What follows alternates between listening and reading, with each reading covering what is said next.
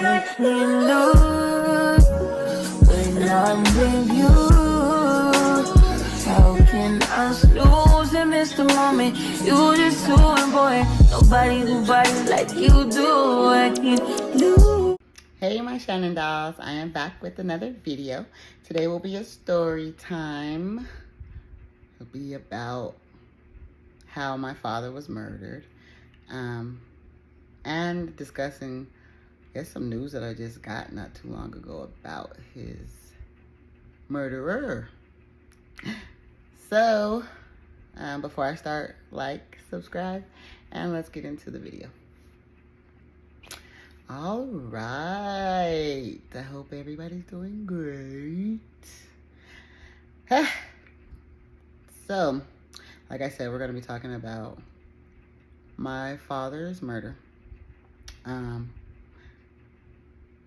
I just got some news the other day, which is crazy.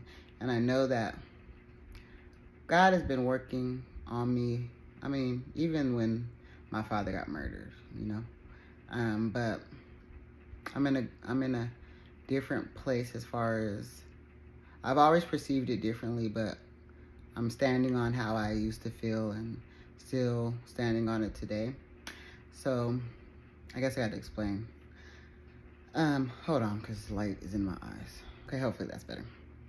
So, about 2 months ago, I got a call from the DA's office stating that the man that he got convicted of manslaughter is submitting an appeal, or submitted an appeal already, and they accepted his appeal and they were going to go to trial because he didn't feel like he should have been convicted for manslaughter for my father.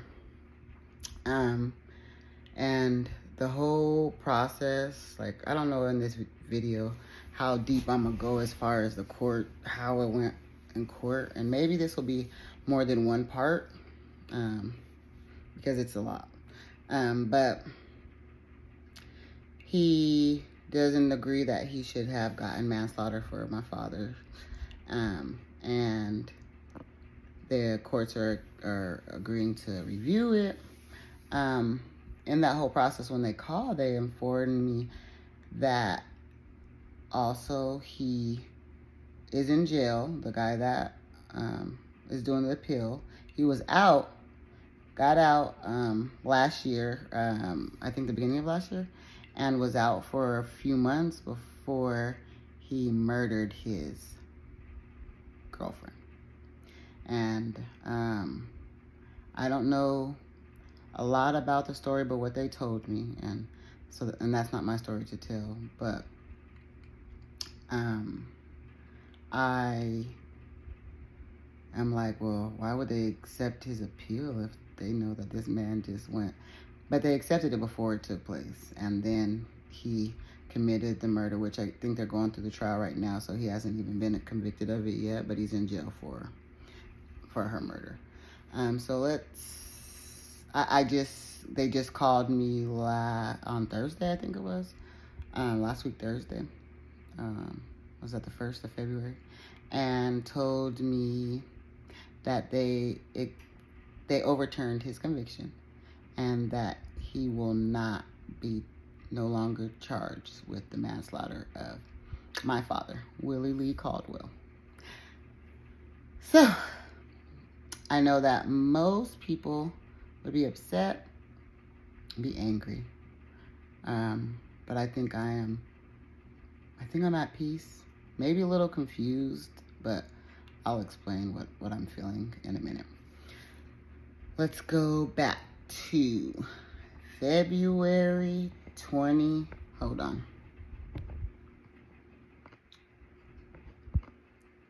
February of 2018.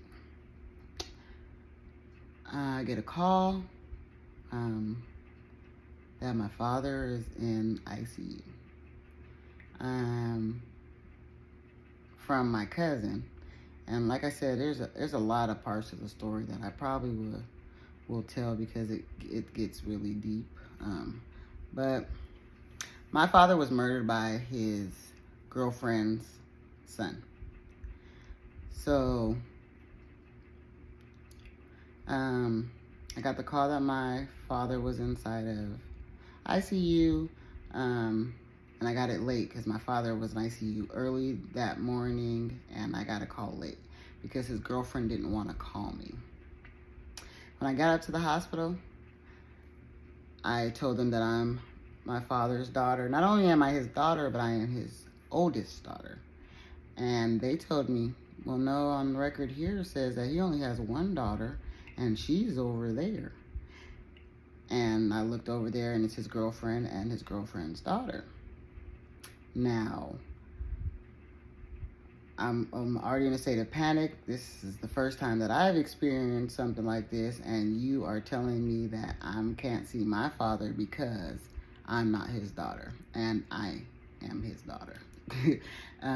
So things got heated. I had to rectify the situation immediately, and there wasn't a lot of peace in there. The point to security came, I was outraged. I was furious, and I had to get everything straight. I had to get the paperwork straight. I had to make myself the proxy, or I think it's medical proxy, and I had to put me and my siblings on there and take her, which she stated that she was his wife, which she wasn't, and her daughter that said that was. Okay, sorry, my phone cut off.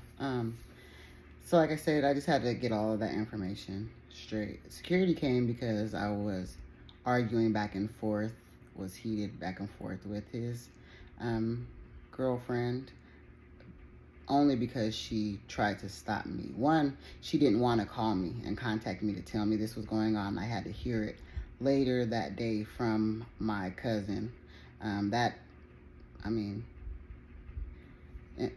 Nevertheless, she got the information from her dad that lives in Seattle, and he had to tell. She called him, which he's not in Colorado, and my father was in Colorado, called somebody in Seattle, and then he called my cousin that's in Colorado, and my cousin called me. So that's how I got the news that he was inside of the hospital. So I was already outraged, and it's not like this lady didn't have, I had her programmed in my phone. It's not like she didn't know who I was. Whatever. So anyway, I got all that stuff taken care of, and then I got to the point where I was like, okay, I'm not going to stop her from going in there and seeing my father. I'm not cold-hearted like that. She can see my father. It's just messed up the way that she was doing things. There was a lot of bickering back and forth, especially when my siblings came because they were upset as well. But I did finally get to see my dad, and I'll insert pictures. He was in a horrible state. His head was swollen. There was a lot of tubes coming out his head, out his mouth. He had broken ribs. He had a lot going on, and it was terrifying to see. But I mean, anybody knows me, I love my dad, and he's not perfect, but I was gonna stay, regardless of how he looked, you know what I mean? And I was there every day, as was his girlfriend. His girlfriend was, until a certain situation took place, she was there every day, sleeping in the waiting room. I, of course, have a son, so I would be there till when it was time for visitation and when visitation ended. And then I would go home, and then I would come back and do it again. And over time, progress was being made. I felt there was a lot of progress being made. To me, like, I would go there and I would, sing with him, or I would talk to him, and he would, like, over time, swelling went down. He would open his eyes or try to mumble things, and it got to the point where he said, "I love you." And when I talk to the doctors, like, they're like, well, when we try to talk to him, he doesn't respond. So the things that he's doing when you're inside of the hospital is different from our communication when we're in there. And Daddy is stubborn. So they would ask him, because they wanted to get him past that state. They really wanted him to get out of the hospital because insurance, Medicaid, that only covers for a certain amount of time, and all of these legalities that frustrated the shit out of me. But when I would come, he would make progress. So they would tell him to move his feet. He wouldn't move. He wouldn't respond. And when I was in there and I say, "Daddy, move your feet," he would tap his feet, and he would squeeze my hands. And like I said, sometimes he would open his eyes to look in my direction when I'm talking to him, and he would mouth, "I love you." So they felt like, not because of that progress, they wanted him to make their progress. And so they're like, well, in order for him to stay there, that he has to become, he has to be able to do things and respond to us on his own.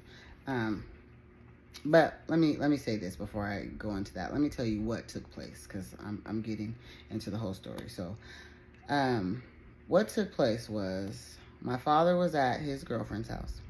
They just came from the emergency room because she was sick, and he was there taking care of her.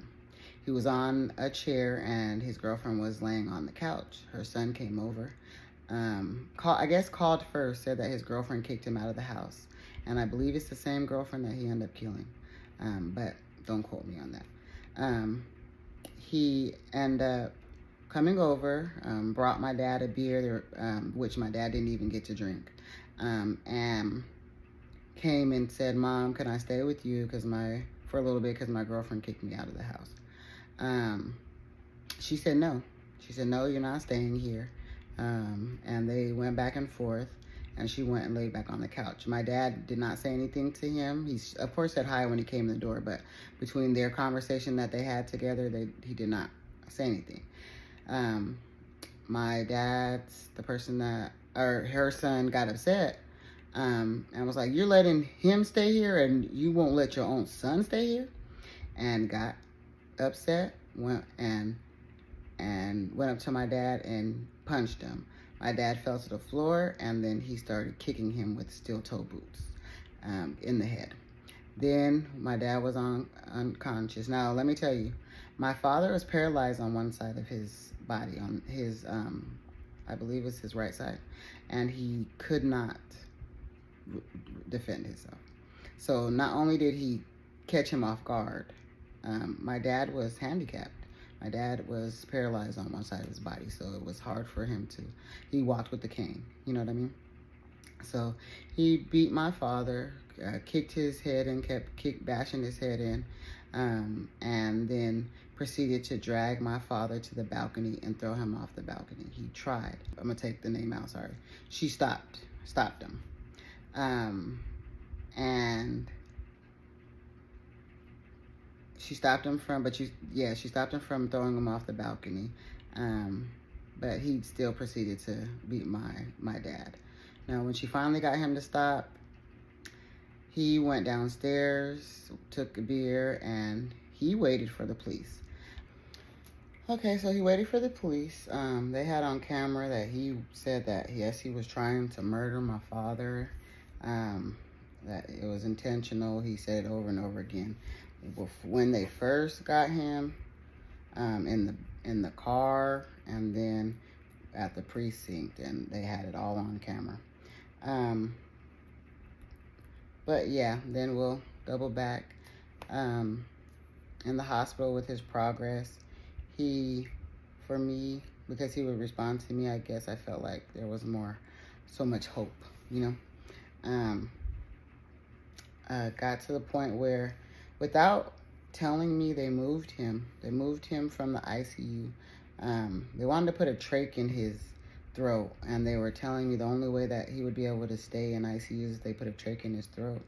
And they were telling me all of these things that could be damaged if he had that, and I told them that needs to be the last resort.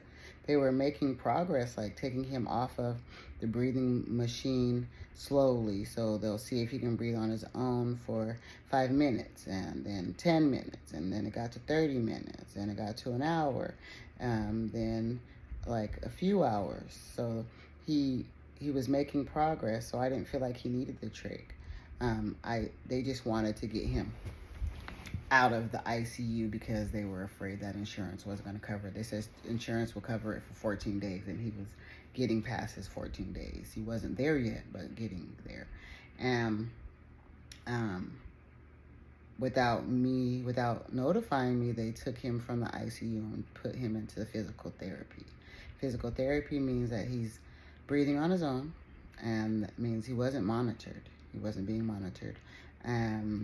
So while he was in the room by himself, which they don't know if he had a heart attack, they don't know if he had a stroke, but he ended up not breathing.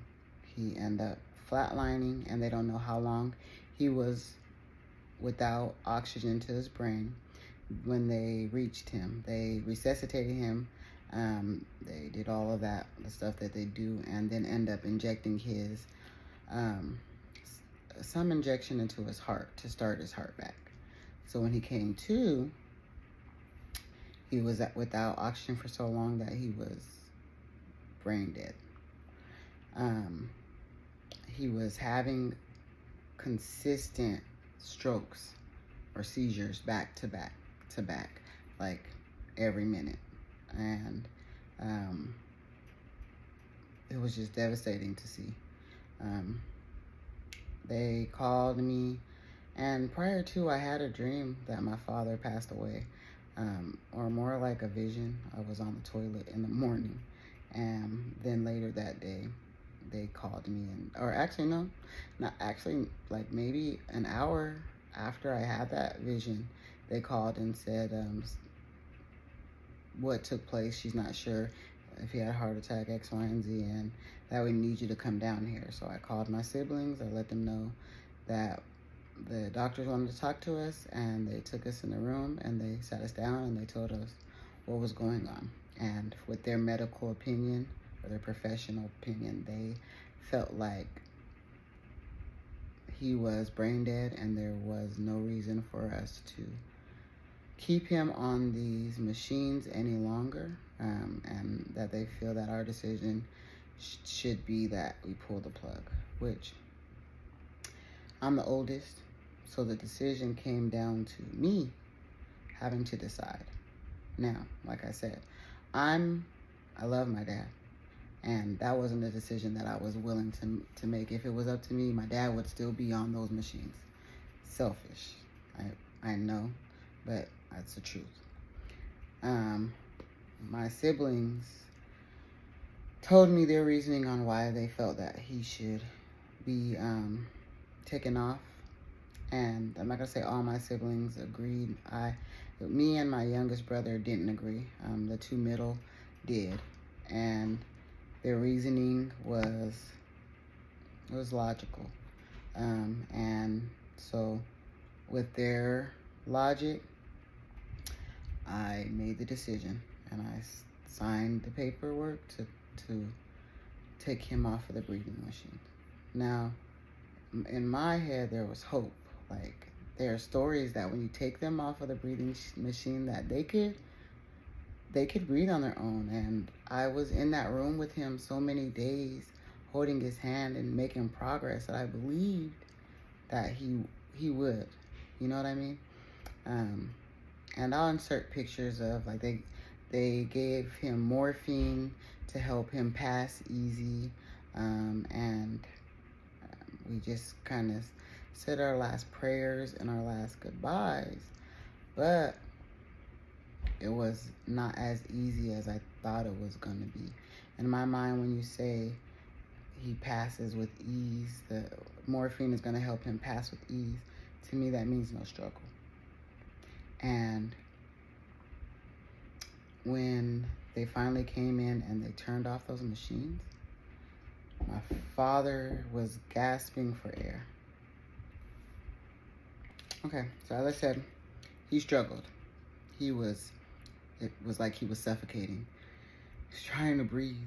He was gasping for air in such a horrible way. So horrible that I ran out of the room because it scared the living shit out of me.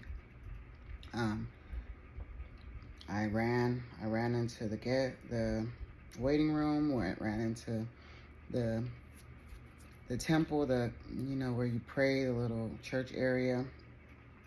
I called somebody to try to just tell them what was going on and for them to try to help me. I was frantic. I called somebody that I definitely would not normally call, and that's how I know that I was frantic, because the person that I called was one of the worst people I could have ever called. But the person's words in those moments kind of helped me calm down. It was scary. Like, I can see him gasping for air now, you know? It got to the point where, you know, my siblings came and found me and was like, come back. He's still alive. He hasn't passed on. Come back. And I'm like, I can't see that. And they're like, it's not that bad. It's not that bad. And I went back, and I said, yes, bullshit. Yes, it is.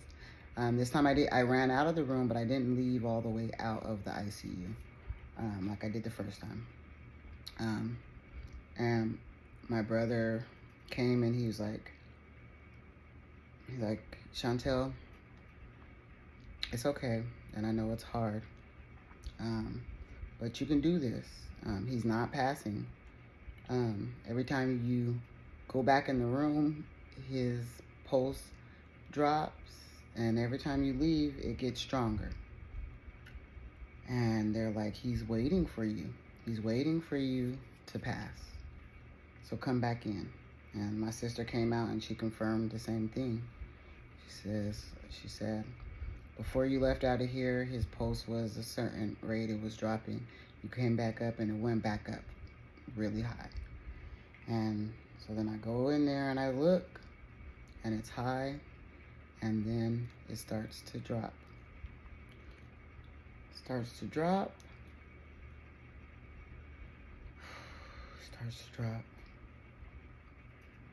And he calms down. His breathing is not as frantic. He starts to calm down. I feel like he was trying to make me not so afraid and trying to calm his breathing down on his own. But he was ready to pass. And his pulse dropped, and then he passed. And then it flatlined. And he looked so peaceful. Like, he just looked like he was sleeping. And he was gone. At 10-something p.m., he was gone. And it's the hardest decision that I ever made.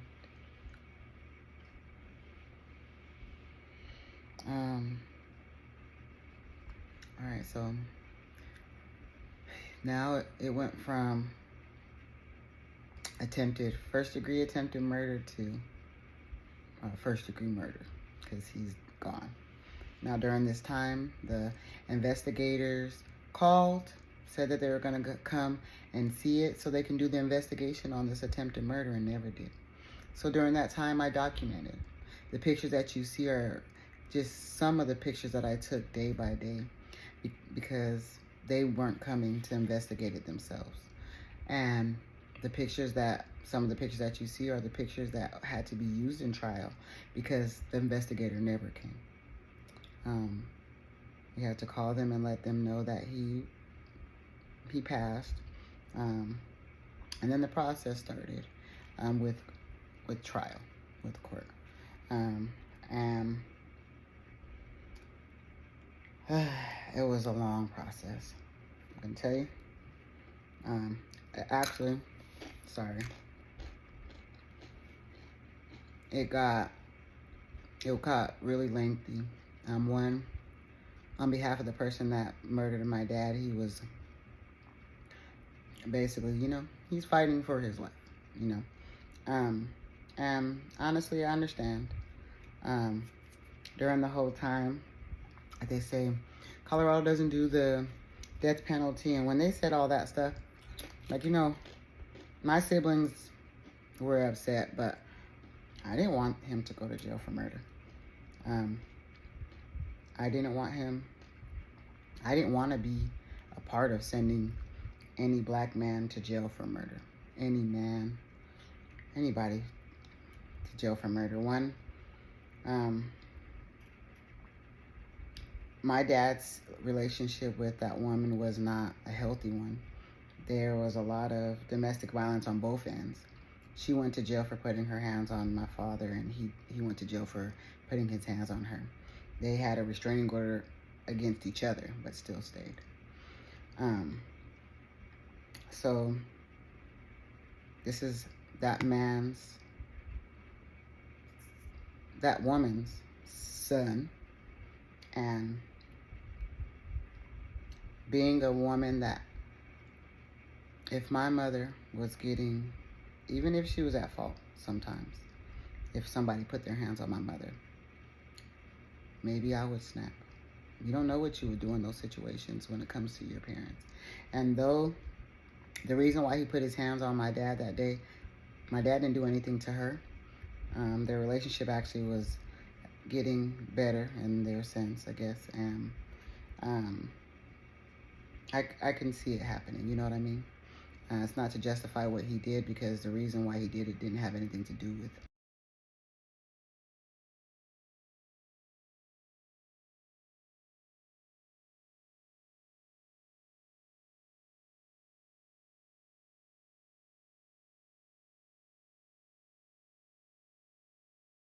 Boy, nobody who body like you do. I can't lose.